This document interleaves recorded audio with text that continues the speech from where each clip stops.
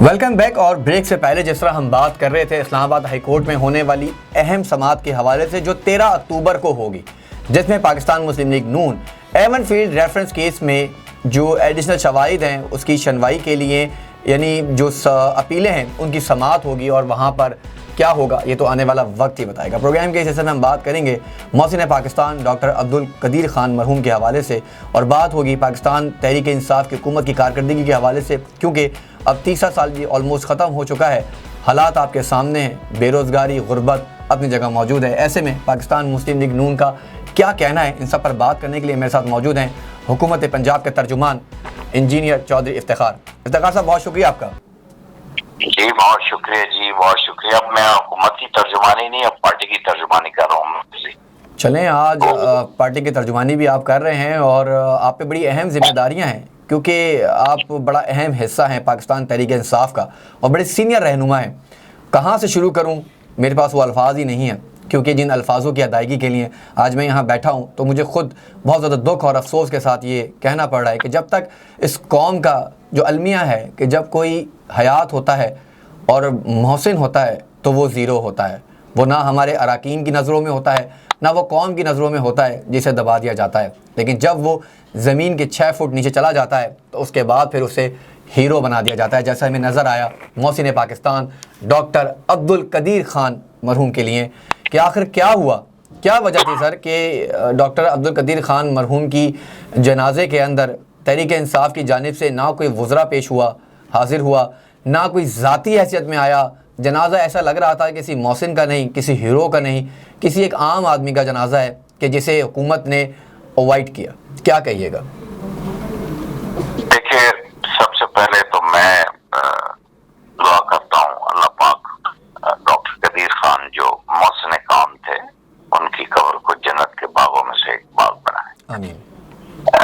سیٹو قریش صاحب، آج کیا میں نے ہمیشہ سچ کہا ہے اور سچ بولنے کی جو سزا ہے وہ بھی میں نے بک کی ہے اور وہ بکتا ہوں. میں ان شارٹ ورڈ اس پہ کچھ کہنا چاہوں گا اور پھر اس کی کوئی ایک تعویل بھی آپ کے سامنے پیش کروں گا. ضرور. سب سے پہلے شارٹ ورڈ میں تو شرمندگی ہے، شرمندگی کا ایک بوجھ ہے، ایک پہاڑ ہے اس کے نیچے دبا ہوا میں ایز اے اسپوکس پرسن آپ سے بات کر رہا ہوں. میرا رب جانتا ہے کہ یہ انسیڈنٹ جو ہے، یہ جو حادثہ ہوا ہے، موت تو سب کو آنی ہے قریش صاحب. میں نے ہمارے بزرگ اپنے ہاتھوں سے ہم نے قبروں میں اتارا اور ہمارا بھی ایک وقت آئے گا، ہم بھی اتر جائیں گے. لیکن رویے جو ہے وہ انسان کبھی نہیں بولتا. یہ تاریخ میں لکھا جائے گا. 2 دفعہ ہوا ہے. ایک دفعہ ممتاز قادری صاحب کی شہادت کے اوپر یہ مسئلہ بنا اور پارٹی میں بہت تناؤ پیدا ہو گیا. اور آپ کیا بات کرتے، ہم مجبور دبے ہوئے لوگ ہیں. میں جب مشرف کو دیکھیں، ایک اب دوسری چیز کی جو میں نے طویل آپ کو پیش کرنی تھی وہ میں آپ کو بتاتا ہوں. وہ یہ میں آپ کو بتاتا ہوں کہ جس وقت پاکستان نے ایٹمی طاقت حاصل کر لی اور اس کے بعد ایک پروپوگیٹ کیا گیا کہ پاکستان نے ایٹمی راز جو ہیں، جو ایٹمی ٹیکنالوجی اس کو ٹرانسفر کیا لیبیا کو، شمالی کوریا کو اور ایران کو. اس وقت صورتحال یہ ہوگی کہ ہم تو مرے ہوئے دبے ہوئے لوگ ہیں یار. ہم ایسے ہی کہتے ہیں ہم زندہ قوم ہے، پائندہ قوم، ہم خاک قوم ہے. روٹی ہم مانگ کے لیتے ہیں، گندم ہم مانگ کے لیتے ہیں، پیٹرول ہمارا بند ہو جائے، چیخیں ہماری آسمانوں کے اوپر جاتی ہیں. ہم کیا قوم ہے؟ دبے ہوئے پسے ہوئے لوگ تھے ہم. اور اس وقت یہ مجھے ایک انتہائی عام آدمی نے کہا کہ چودھری صاحب یہ ہو سکتا تھا اگر ڈاکٹر قدیر خان ٹی وی کے اوپر آ کے وہ پورا بوجھ اپنے اوپر نہ لیتے تو ہو سکتا تھا ان کو انویسٹیگیشن کے لیے لے جایا جاتا. ہوا کہاں لے جایا جاتا؟ جو دنیا کا خدا بنا ہوا ہے، جو اپنے آپ کو سمجھتا ہے کہ سورج ہماری مرضی سے طلوع ہوتا ہے اور ہماری مرضی سے غروب ہوتا ہے. ٹھیک ہے سر، یہ تعویل. لیکن آج مثلا کل کا دن ہے، وہ تو دنیا سے چلے گئے. ہم ایک طرف سے جناب علی نعرے لگا رہے ہیں ایبسلیوٹلی ناٹ، اور دوسری طرف ہم کہہ رہے ہیں جی ایبسلیوٹلی یس. کل ایبسلیوٹلی یس ہوا کہ جس کو آپ جس کے اوپر انگلی رکھیں گے، جس کو آپ جناب علی کہیں گے کہ یہ برا ہے، اس کو ہم کہیں گے برا ہے. یہ میں کوئی طویل ماننے کے لیے ذاتی طور پر تیار نہیں ہوں کہ بھائی جنازہ فرش کپایا ہوتا ہے اور وہ جو کر لے اس پہ سب وہ ٹھیک ہے، شرعی طور پہ ہوتا ہوگا، لیکن یہ جو دنیاوی لحاظ سے ہم نے جو گڈ بائی گیسچر ان کو دیا ہے، یہ اچھا گیسچر نہیں کیا. بڑے یہ totally protesting with in party. اب آپ نے پوچھ لیا تو میں اس طرح کا منافق اسپوکس پرسن نہیں ہوں کہ میں یہ کہوں گا جی پارٹی کی طرف سے کوئی جواب نہیں آیا تو میری طرف سے میرا اپنا جواب تھا. میں تو اللہ کو اپنے جواب دینا.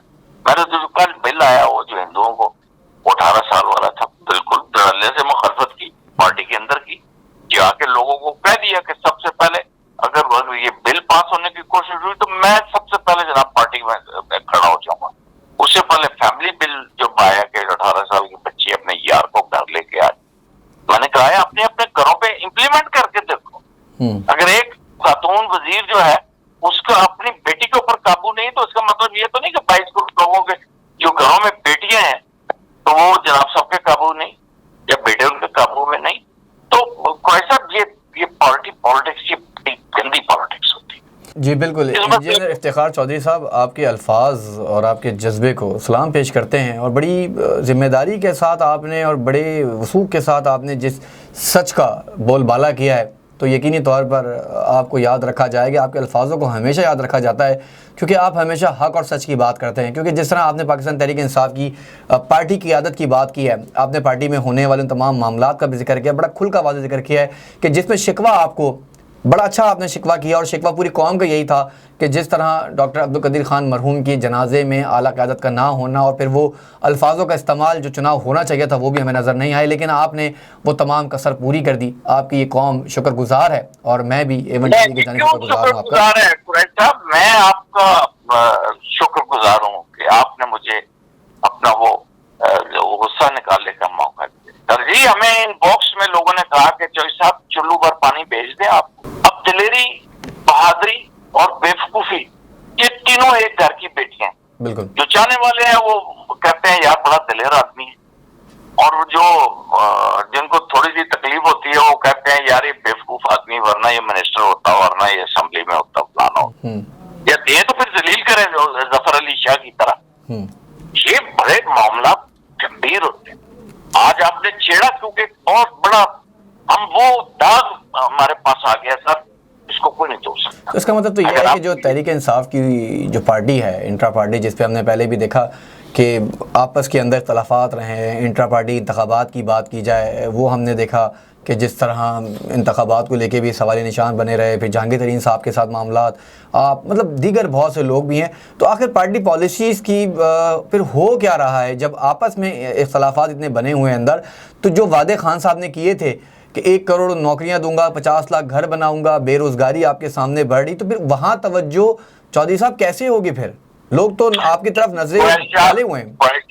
میں آپ کو ایک بات بتاؤں، جس طرح اگر میری بات کو آپ نے وہ سچ مانا اور مجھے شاباشی دی، میں آپ کو ایک بات بتاؤں کہ اس وقت موجودہ دور میں پاکستان کے جو معاشی معاملات ہیں جس سمت جا رہے ہیں، آپ یقین کریں اگر فرشتے بھی آ کے حکومت کرتے تو وہ اسی طرح کے ہوتے. بابا جی نہیں کسی نے لوٹا، نئی ایون فیلڈز کی طرف پراپرٹیاں بنائی، نئی سر سرمل بنائے. ایک بات یہ ضرور یاد رکھیے. اب دیکھیں کون سی چیز مجھے کرتی ہے کہ تم کھڑے رہو اس بندے کے ساتھ. میں خدا کی قسم کر کے کہتا ہوں کہ میں اس لیے کھڑا ہوں کہ مجھے پتا ہے کہ عمران خان نے وہ کام نہیں کیے جو زرداری نے کی. یہ ہماری لڑائی ہے. ایک پولیٹیکل ورکر جو ہے وہ عوام کے ساتھ کھڑا ہے اور وہ کھڑا رہے گا. میں آپ کو یقین دلاتا ہوں کہ کمپیریٹیولی اگر ہماری بیوروکریسی کام کرے. میں نے ڈی سی سی کی میٹنگ میں بیٹھا ہوا تھا، میں نے ڈی سی کو کہا، میں کہ مجھے یہ بتاؤ کہ جو بکرا منڈی چوک میں کیلے 40 روپے درجن بک رہے ہیں وہ ایئرپورٹ سوسائٹی میں 80 کیوں بک رہے ہیں؟ کہاں ہو گیا؟ وہاں کا ڈالر کوئی اور ہے، یہاں کا ڈالر کوئی اور ہے. ان کو بھی اپنے کھینچ رہے ہیں پاپا، نہیں ہاتھ پڑ رہے. جس پہ پوری نہیں ہے, یہ تالاب وہ گندے جل کے وہ ڈولے ہیں جو ہاتھ سے سلپ ہو رہے ہیں, یہ آپ کے قابو نہیں آ رہے, یہ ہڑتالیں کرتے ہیں, یہ 50 روپے کے پیپرز پہ بندوں کی ریلیز ہو رہی. آپ نے بیوروکریسی کی بات کی ہے یہاں پہ ایک, کیونکہ تھوڑا سا وقت کی کمی ہے, آپ کے ساتھ بات جب بھی کرتے ہیں دل کرتا ہے کہ پروگرام بہت طویل ہو, لیکن وقت کی کمی کی وجہ سے شارٹ کرنا پڑتا ہے. ایک آخری سوال کرنا چاہوں گا کہ آپ نے بیوروکریسی کا ذکر کیا ہے, یہاں پہ اسلام آباد ہائی کورٹ کے چیف جسٹس اطہر من اللہ صاحب کا واضح آرڈر تھا کہ غیر قانونی فیکٹریاں جو سیکٹر H13 اسلام آباد میں چلائی جا رہی ہیں رہائشی علاقے میں, جس سے ماحولیات بہت زیادہ خراب ہو رہی ہیں.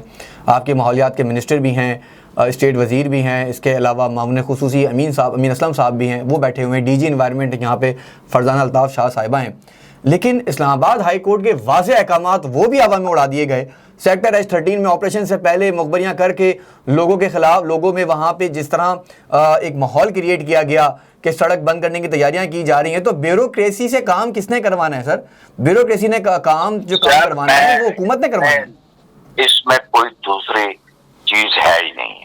لیکن میں جس اطہر من اللہ صاحب کی آپ بات کر رہے ہیں نا سر, میں ان کے والد صاحب نصر من اللہ کو بھی جانتا ہوں, بیگم بلقیس کو بھی, یہ ہمارے ہری پور کے ہیں. یہ بڑی نفیس فیملی ہے, مشوانی فیملی سے تعلق, بڑے پیارے آدمی ہیں, بہت ہی بولڈ آدمی.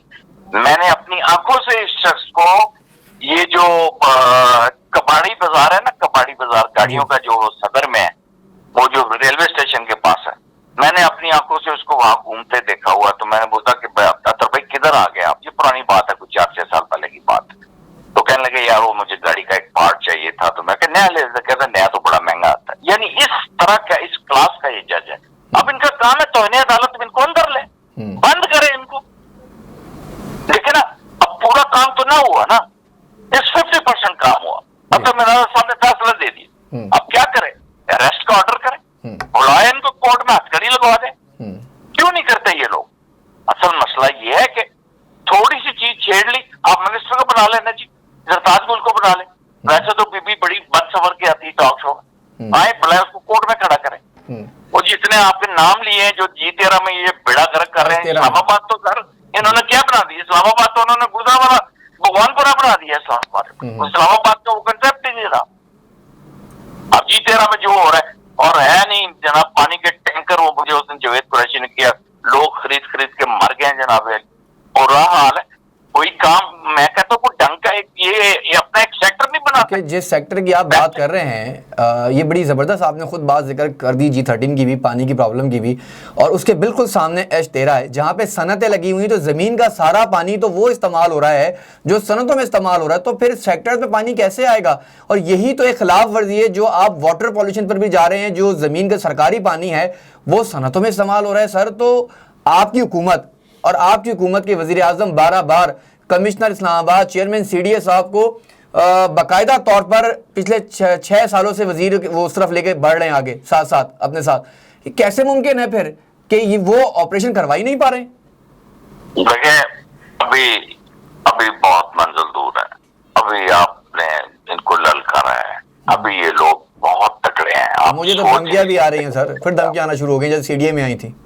سر جی میں آپ کو بتاؤں, آپ تو زندہ ہیں, آپ کو تو پتہ ہے نا, ایک ساتھ پھر مرنے کے بعد ہم بھی ہیرو ہو جائیں گے ایٹ لیسٹ.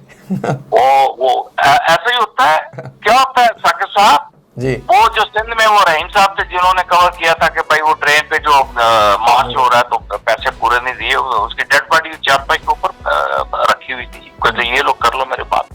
خود نہیں کہا تھا کہ بلاول نے کس کی جرت ہے میرے خلاف بات کری. یہ تو عمران خان سے اتنا تو ضرور ہو سکتا ہے کہ آپ اور رشاد بھٹی اور یہ مالک اور یہ سارے بیٹھ کے کہیں کہ آپ کا گریبان پکڑیں یا اس کا گریبان پکڑیں. اتنی بات تو آپ کریں نا اپریشیٹ کہ وقت کا وزیر اعظم جو ہے وہ بیٹھ کے بات سنتا ہے. بہت شکریہ, بڑی زبردست باتیں آپ نے پی ہائی کرا کے مجھے چھوڑ دیے.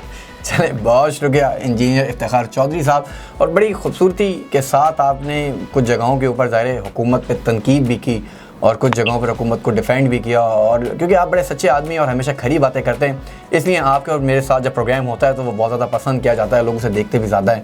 اور جس طرح آپ نے محسن پاکستان ڈاکٹر عبدالقدیر خان کے بارے میں جو الفاظ استعمال کیے, ایک بار پھر میں آپ کا شکر گزار ہوں, کیونکہ آپ نے پارٹی قیادت کو ایک طرف رکھ کر اور جو اپنا بیانیہ تھا وہ واضح طور پر آپ پوری قوم کے سامنے لے کر آئے, اور اس کے بارے میں جتنا بھی کہا جائے اتنا ہی کم ہوگا. ساتھ آپ نے جیسے بات کی ہے جو مہنگائی اور غربت کے حوالے سے چودھری صاحب نے یہی کہا ہے کیونکہ حکومت اپنا کام کر رہی ہے, کچھ کام بیوروکریسی کا بھی ہے جس نے عمل درآمد کرانا ہے.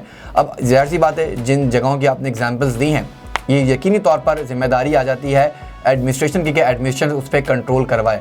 ساتھ جیسے ہم نے پروگرام کے آخری حصے میں بات کی ہے اطہر من اللہ صاحب کے اس فیصلے کے حوالے سے جو ایک اپلیکیشن ڈیسائیڈ ہوئی اور جو مارک ہوئی ڈی جی انوائرمنٹ کو بھی کہ اس پہ فل فار کام کیا جائے, لیکن سیکٹر H13 میں جس طرح رہائشی علاقے میں زمین کا پانی استعمال کیا جا رہا ہے, رہائشی علاقوں کو پانی کی فراہمی ناممکن ہوتی جا رہی ہے, ٹینکرز ڈالے جا رہے ہیں, مہنگے ٹینکرز ڈالے جا رہے ہیں. دوسری جانب اسلام آباد کا جو ماحول ہے اسے خراب کیا جا رہا ہے, فضائی آلودگی بڑھتی جا رہی ہے. جو گرین ریولیوشنز کے دعوے وزیر اعظم پاکستان عمران خان نے کیے تھے اس پر عمل درآمد کرانا بھی انتظامیہ کا ہی کام ہے. پروگرام کا وقت یہاں ختم ہو جاتا ہے, مجھے دیجیے اجازت, اللہ نگہبان.